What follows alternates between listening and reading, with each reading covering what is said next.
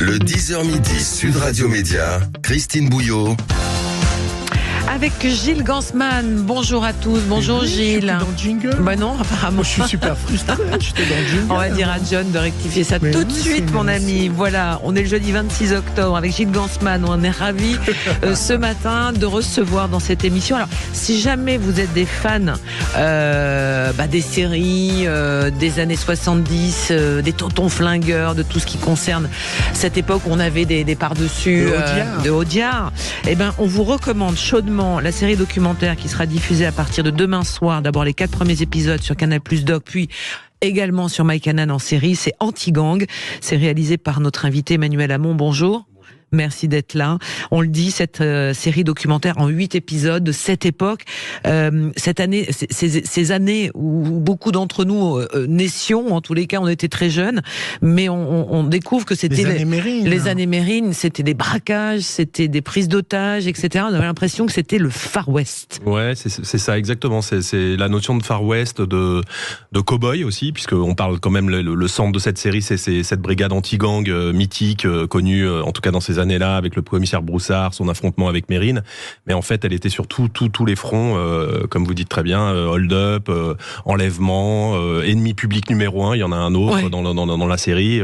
Voilà, elle était partout. C'était incroyable. On a l'impression qu'ils avaient des passe-droits qu'aucune brigade avait, en fait. Ils pouvaient tout se permettre. Oui, alors ils étaient extrêmement médiatisés. Qui aujourd'hui connaît le patron de la brigade criminelle ou le patron de la BRI ? Broussard, c'est une vedette. C'est quelqu'un qui est archi vendu par les médias, qui est archi vendu et poussé par le gouvernement. Et lui, il aimait ça ? Oui, il aimait ça. Il aimait beaucoup ça. Il est voilà, c'est quand on se rappelle, je sais pas pour certains, de Belmondo dans Peur sur la ville. Belmondo dans Peur sur la ville, qui est un flic incroyable et tout ça. C'est le modèle, c'est Broussard, c'est l'anti-gang. C'est des types qui portent des blousons en cuir, des Santiago, enfin des jeunes de l'époque, quoi. Avec cette incroyable aussi. Alors vous parlez des médias, enfin en tous les cas de la presse de l'époque, mais avec des images de l'époque, d'archives, de fusillades. Hallucinante. Enfin, moi j'ai découvert des choses. Aujourd'hui, on est tenu à l'écart. Les événements ont lieu, mais là, les reporters étaient quasiment avec les flics, quoi. En fait. Exactement. C'est dans les premiers épisodes, on voit les hold-up qui sont en plus en nombre très très important à Paris à ce moment-là, ce qui est inimaginable aujourd'hui. L'argent n'est plus dans les banques aujourd'hui. Donc ça se passe vraiment en plein Paris. Les attroupements sont là. Il n'y a pas vraiment de distance de sécurité. Ça canarde de partout. Il y a un des premiers épisodes où il y a une prise d'otage qui se termine après une course-poursuite près de l'avenue des Champs-Élysées, en pleine course de Noël. Les types fument, il y a de l'essence partout dans la rue, il y a un cadavre sur le trottoir. Tout est digne du cinéma de fiction. Oui, et puis ça tire sur les champs sans vraiment se soucier des passants et des gens qui sont là. Hein. Non, absolument. Enfin, en tout cas, il n'y a pas ce qu'on pourrait imaginer aujourd'hui. Bon, déjà, on n'a pas ces images-là à Paris aujourd'hui. La prise d'otage de l'ambassade d'Irak. En fait, on voit donc il y a une prise d'otage, on rappelle les faits. Il y a une prise d'otage, les policiers pensent tenir le teneur d'otage, ils le montent dans la voiture et là ça canarde de partout et on voit les images en direct, quoi. Enfin, on est à la fin des années 70. Il y a la brigade criminelle et la brigade anti-gang donc qui sont appelés pour une prise d'otage avec c'est une des premières fois qu'il y a un Palestinien qui fait une prise d'otage dans une ambassade qui est l'ambassade d'Irak et les flics sont là. Et il y a une espèce de plan large séquence qu'on a retrouvé dans les archives qui met le drame. Puis ça s'appelle Drame à l'ambassade, cet épisode-là, en direct, quoi. Et on voit. Et ça canarde partout.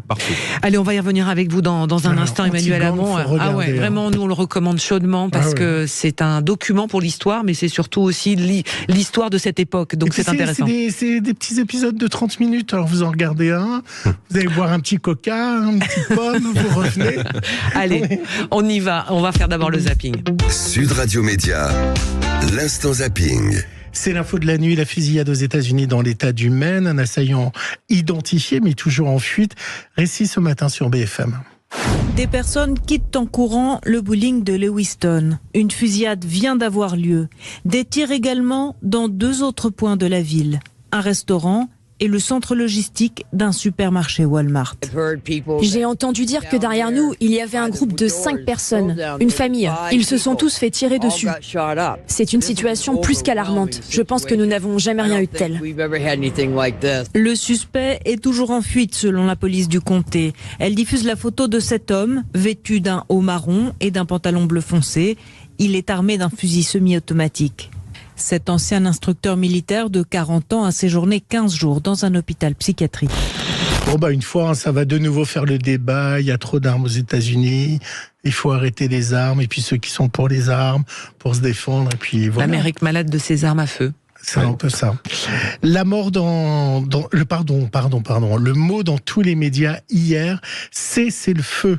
Parfois tout court, et puis parfois cessez-le-feu humanitaire. Comme d'habitude, tous les spécialistes se sont exprimés dans les médias. Petite compilation de quotidien. Humanitarian crisis worsens in Gaza. New calls for a ceasefire. Ceasefire. Eine Feuerpause. Cessar-fogo. Un alto al fuego. Un cessez-le-feu. Une sorte de cessez-le-feu. Un cessez-le-feu, une pause humanitaire. Pour l'instant, rien n'est acté. Obtenir un cessez-le-feu, c'était d'ailleurs l'un des objectifs annoncés de la visite d'Emmanuel Macron au Proche-Orient. Avant le début de ce voyage, c'était un émissaire de paix qui se mettait en route pour le Proche-Orient, qui allait proposer une perspective politique pour arriver à un cessez-le-feu. À la veille de ce voyage, ce que disaient les conseillers diplomatiques du président de la République, qu'il allait en Israël demander, je cite, un cessez-le-feu humanitaire.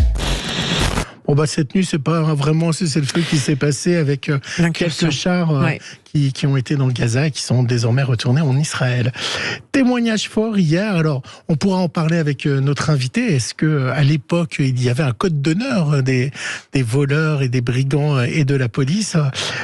Aujourd'hui, c'est devenu un peu le Far West, mais dans le mauvais terme, dans le mauvais terme du sens ce matin, dans le sens mauvais du terme. Hier, il y avait un témoignage fort, celui de Coraline, qui a subi un homejacking chez elle. Alors, vous allez entendre son agression, donc je préviens les gens, c'est très violent ce que vous allez entendre, mais ça a été diffusé tel quel hier dans Touche pas à mon poste, et ensuite, vous entendrez son témoignage.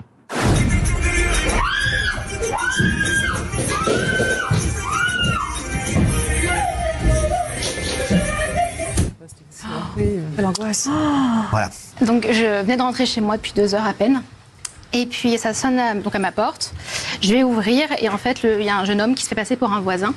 Qui vous dit quoi? Il vous dit Il me dit bonjour, excusez-moi que je suis avec ma copine, j'aimerais cuisiner, il me manque du papier d'aluminium pour finir.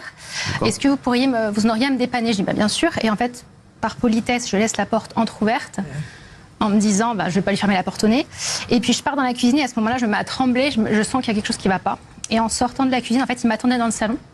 Et il m'a pris au cou directement. Il a essayé de m'endormir. Vous diriez que la société est plus violente, Emmanuel Hamon, aujourd'hui qu'avant? Parce que quand on regarde votre documentaire, je me suis posé la question, moi, sincèrement. Est-ce que c'est une autre forme de violence? Ouais, c'est ça, c'est d'autres formes de violence. Et enfin, ce que vous commencez à raconter tout à l'heure, en fait, quand on fait un film sur la police, ça raconte la société.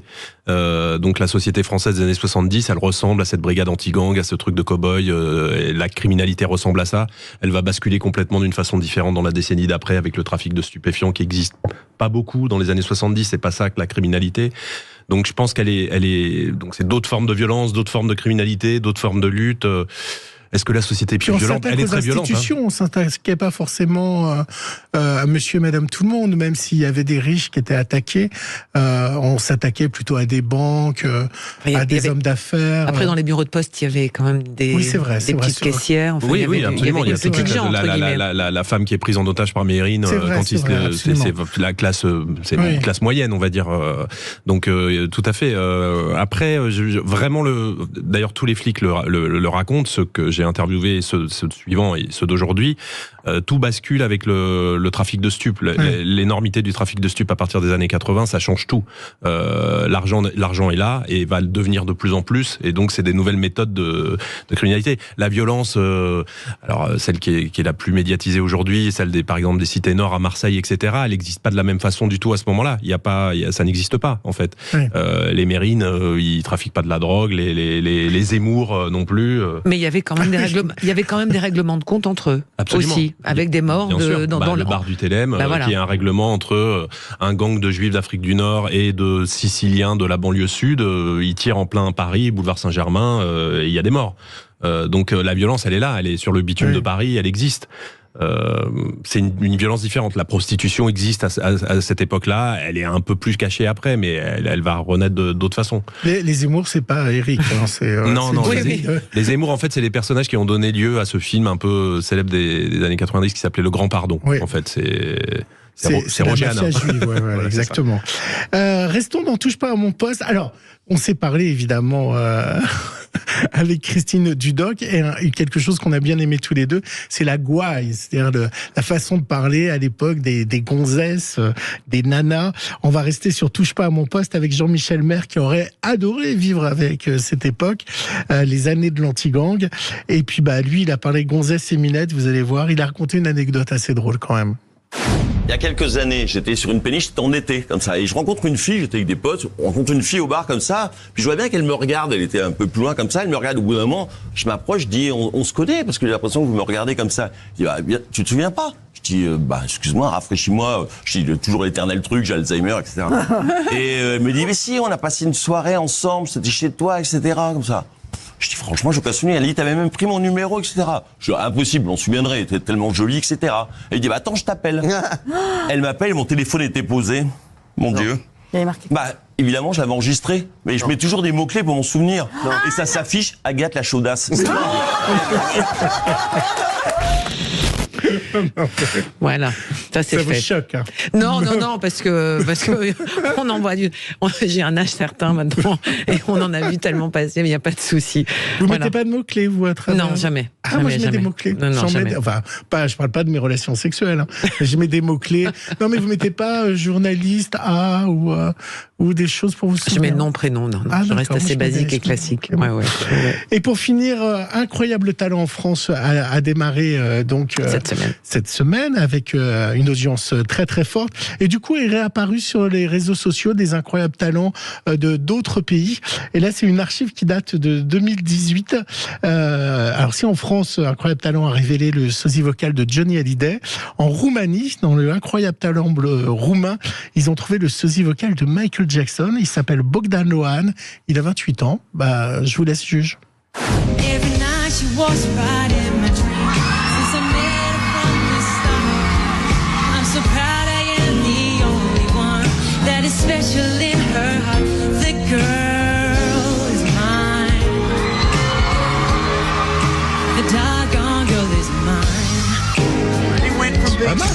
Oui, parce que reprendre Michael Jackson avec Paul McCartney dans cette chanson, c'est effectivement, c'est toujours compliqué, Michael Jackson. Mais il a un peu le timbre. Oui, il a un joli timbre.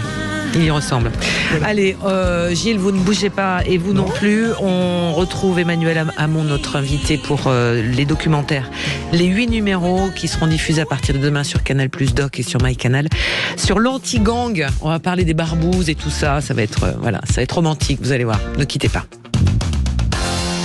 Le 10h midi, Sud Radio Média. Christine Bouillot, Gilles Gansman. Sud Radio Média. L'invité du jour. Notre invité, Emmanuel Hamon, réalisateur de la série Anti-Gang, à voir les 4 premiers épisodes demain soir sur Canal+ Doc, si je me trompe pas, Gilles. Ouais, c'est ça. Tous les épisodes à voir dès demain sur MyCanal pour ceux qui ont l'application. Et dans une semaine, donc, les 4 autres numéros, puisqu'il y en a 8 au total que vous signez. Cette série documentaire avec ces images d'archives et ces interviews surtout passionnantes de cette époque des années 70, des flics de l'anti-gang. Surtout des hommes, parce qu'il n'y avait pas beaucoup de femmes à l'époque, Emmanuel Hamon, et c'était, comme on disait avec Gilles, c'était pas très MeToo. Non, c'était pas très MeToo, c'était... non, ça répond à la sociologie des années 70. La femme importante de la série, en fait, c'est une femme qui est du côté des truands, plutôt, qui est une femme qui vient de province, qui s'emmerde un peu en province, il faut bien le dire, et qui monte à Paris, serveuse dans un café-restaurant dans les beaux quartiers, et puis qui fait la rencontre de sa vie, enfin une grande rencontre, un coup de foudre immédiat, le truc dans un café un soir, le mec qui vous dit tu finis à quelle heure, on se retrouve, ils se retrouvent, ils tombent follement amoureux tous les deux. Voilà, ça c'est une femme qui en fait a un peu, presque on pourrait dire, un comportement de mec par rapport au milieu des truands et tout à cette époque-là, et qui est un personnage de femme forte. Mais sinon, non, les femmes sont plutôt derrière, en tout cas. Ouais. Ou sont dans la prostitution, qui est très importante à cette époque. Il y a un business qui marche bien, quand même. Ouais, absolument. On en parle 2 fois, en fait, dans la série, un peu, alors à travers justement cette famille des Zemmour qui a la main au début des années 70 sur la prostitution, entre autres dans le quartier du Faubourg Montmartre à Paris. qui va un peu être liquidé après la fusillade du bar du Télème, dans lequel l'anti-gang a une partie importante évoquée dans l'épisode 2. Et puis aussi avec un des flics justement qui s'introduit au milieu du gang des Zemmour en faisant un peu tapiner une copine à lui, en tout cas en s'en servant comme une call girl pour devenir un peu un infiltré au milieu des Zemmour. Et là, je vous propose d'écouter la bande-annonce. La bande-annonce, allez. La brigade anti-gang a été créée pour lutter contre le grand banditisme. Et les hommes qui en font partie sont tous volontaires. Moyenne d'âge, 35 ans. Moi, j'en ai fait des coups de calibre. Hein. On n'a pas le temps d'avoir peur. C'est l'instinct de survie qui joue.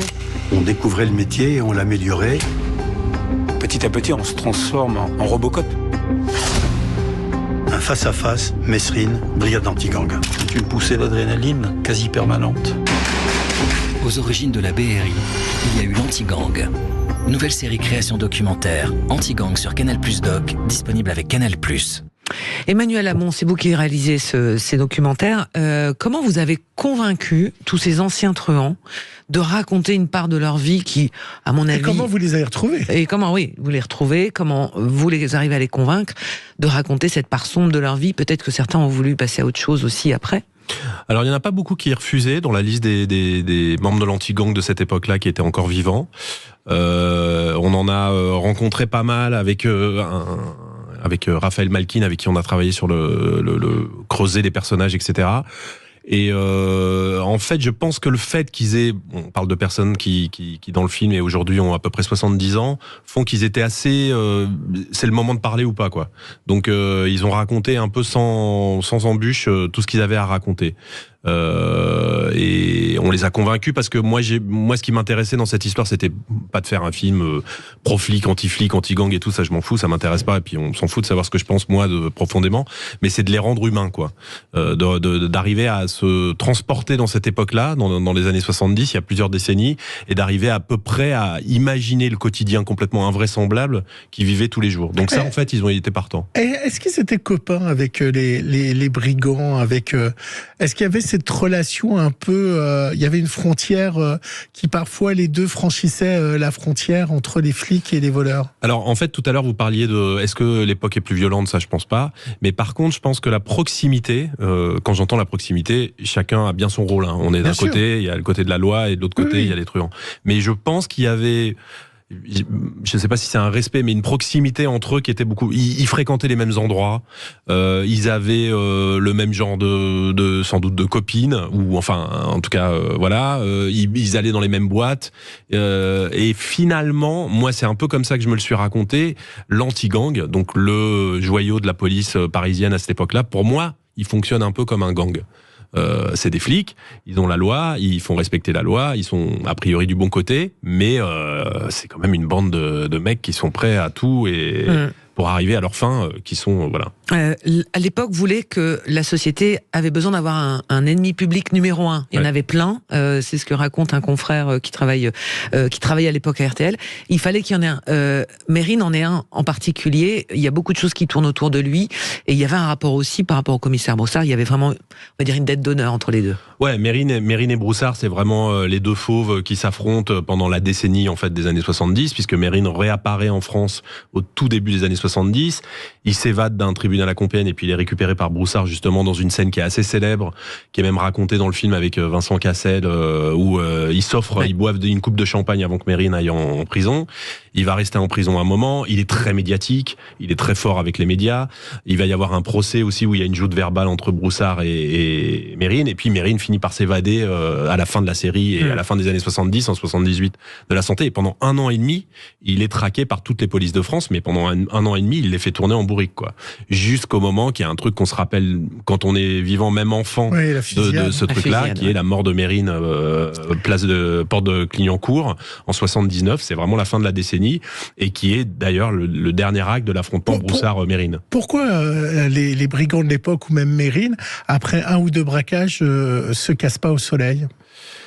Parce qu'en fait, c'est de l'adrénaline, c'est de la drogue, ils n'arrivent pas à décrocher, quoi. Je pense profondément que c'est ça. Il y a Martine Villoquet qui raconte justement cette femme qu'à un moment, il devrait partir, elle est enceinte une première fois d'un enfant, et il devrait partir avec Villoquet au Brésil, au Brésil, exactement. Et Villoquet, qui a croisé Mérine à la santé, lui doit de le faire évader. Un espèce de truc complètement délirant. Mais il va quand même le faire et ça va les perdre puisqu'ils vont tous les deux replonger en prison. Il y a un espèce de truc où je pense que quand Mérine, par exemple, s'évade de la santé en 78, il est prouvé que Mérine a circulé pas qu'en France, ailleurs, etc. Donc il aurait pu se barrer. Oui, aller au soleil. Mais il le fait pas. Pourquoi ? Peut-être parce que en fait le mec est un tel égo qu'il veut finir comme un grand acteur sur la scène du théâtre, quoi.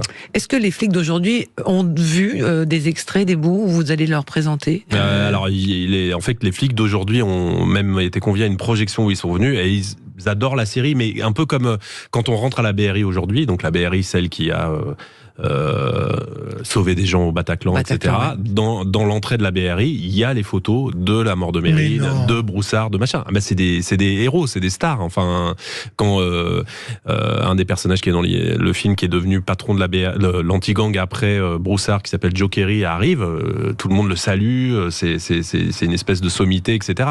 Donc pour eux, c'est déjà des modèles, et leur raconter l'histoire comme ça, en leur racontant le quotidien de leur père spirituel, quoi, ils adorent. Mais est-ce que pour vous, c'était des cow-boys ? Parce qu'on voit dans votre doc qu'ils défouraillent très facilement.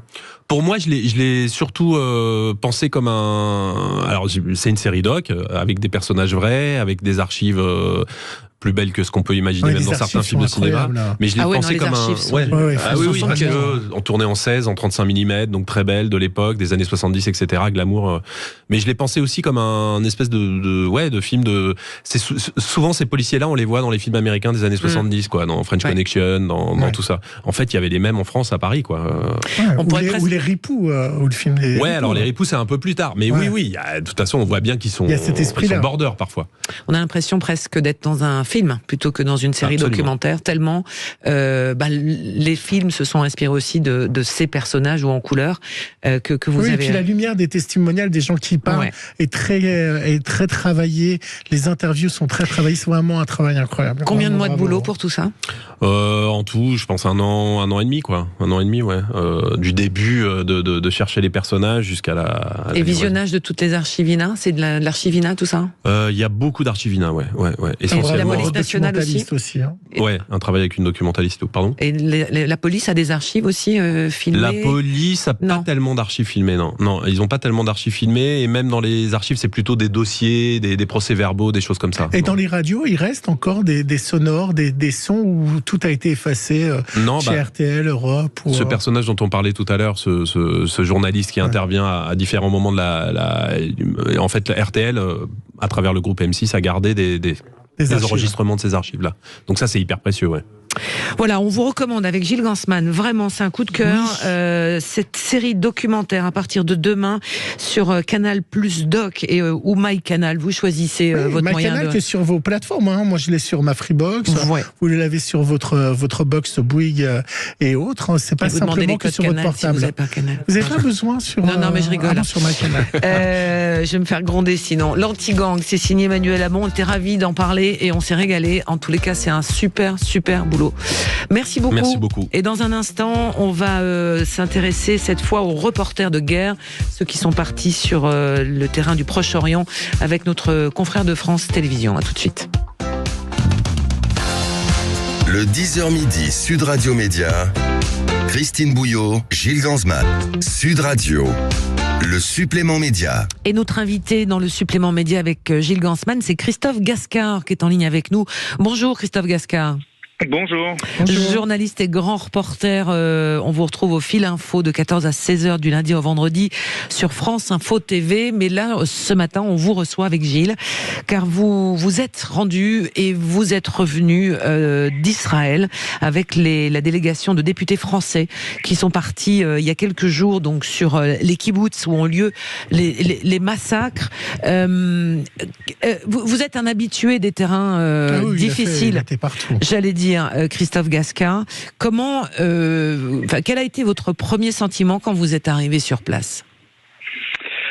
C'était un sentiment qui était mêlé à la fois d'effroi par rapport aux informations qu'on avait et notre volonté surtout de vérifier sur le terrain, parce que c'est aussi la raison pour laquelle les journalistes ont besoin d'aller sur place, c'est-à-dire de voir au plus près, ce qui n'est pas évident lorsqu'on est sur un terrain de guerre. Donc forcément, il faut déjà arriver sur place, ensuite s'équiper, puisque les combats continuent. Il y avait des alertes tous les jours, donc gilet pare-balles bien évidemment, casque, et puis ensuite bien essayer de se rapprocher de cette bande de Gaza et notamment des kibbutz. Donc là, en fait, l'occasion était toute trouvée, puisqu'il y avait une délégation, comme vous l'avez dit, de députés français, d'une dizaine de députés Renaissance, LR entre autres, qui sont donc venus, et donc on a essayé de se faire accréditer par Tsahal, ce qui n'était pas évident au début, mais finalement ils ont bien accepté, ce qui fait qu'on était la seule télévision et les seuls journalistes à pouvoir suivre ces parlementaires sur place.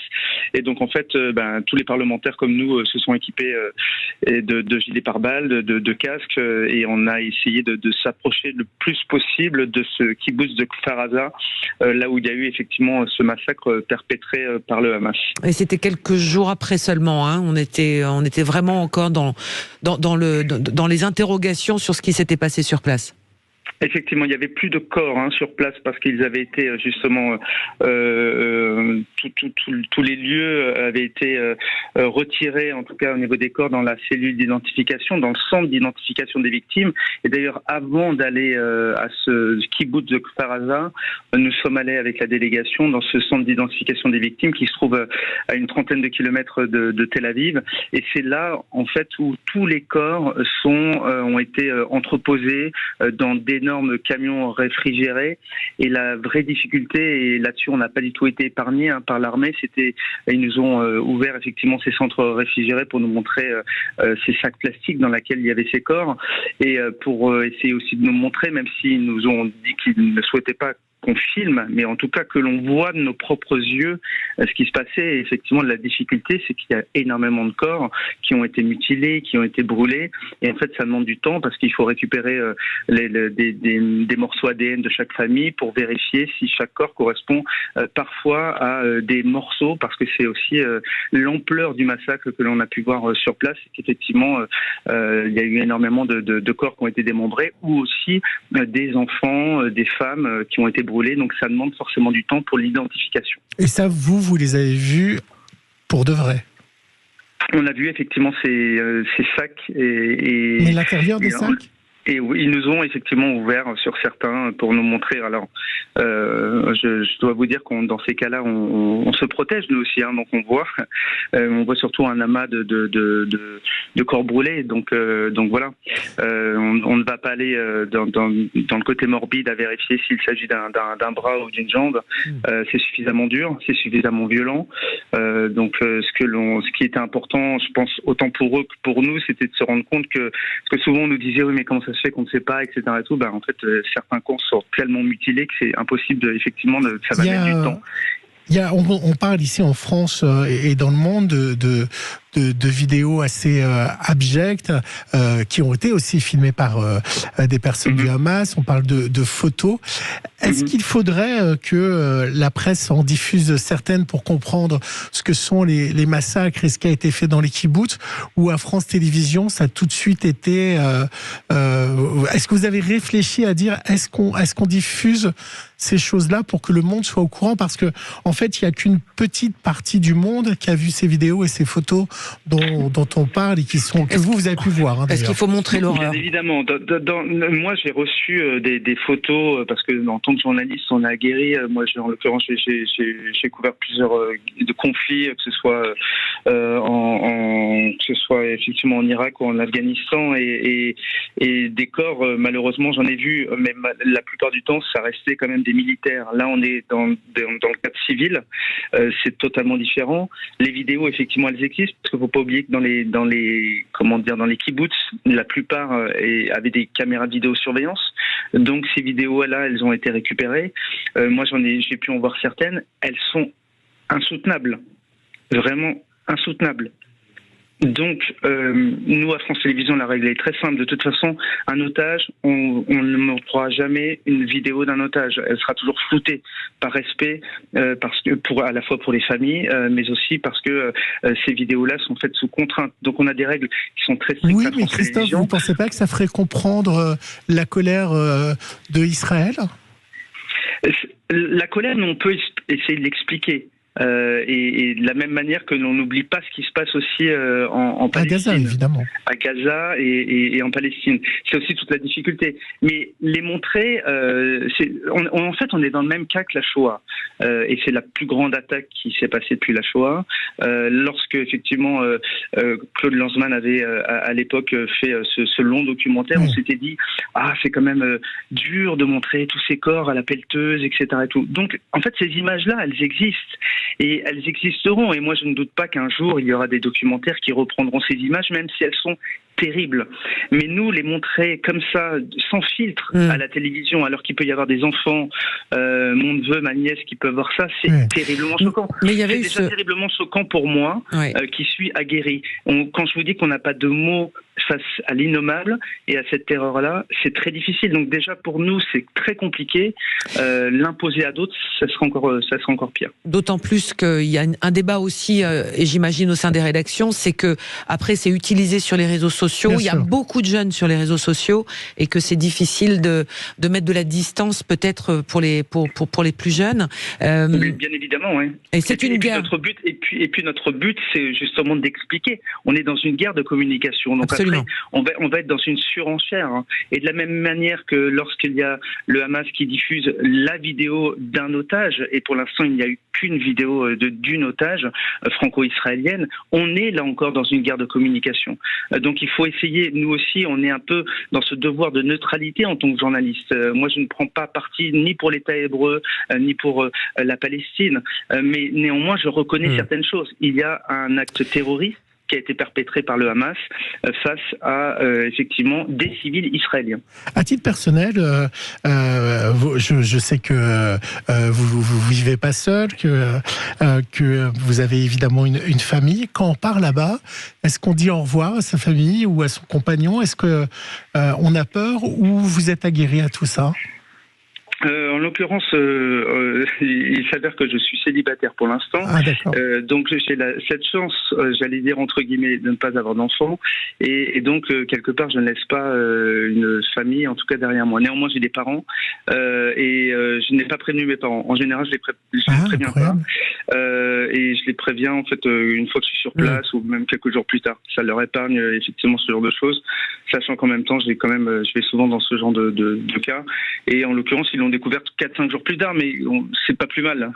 Une fois que je suis sur place, voilà. Moi, j'essaye aussi de protéger les autres et voilà quoi. Mais bien évidemment, il y a toujours un peu de stress, mais c'est plus simple pour moi, effectivement, quand on n'a pas une famille engagée directement. L'occasion pour nous, Christine, de rendre hommage à tous les reporters de guerre qui sont dans différents pays, mais qui sont sur place. Le travail de France Télévisions est assez incroyable, que ce soit Christophe ou Agnès Varamian.